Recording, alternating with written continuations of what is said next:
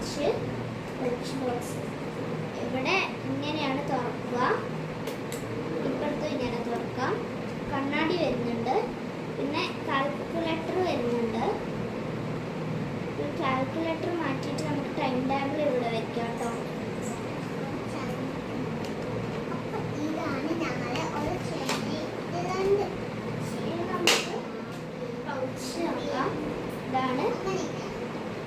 എൻ്റെ പൗച്ച്. പിന്നെ crayon, sketch,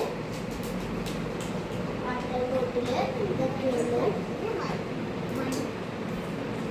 4ാം ക്ലാസ്സിലാണ് പെന്നാണ് വാങ്ങുന്നത്.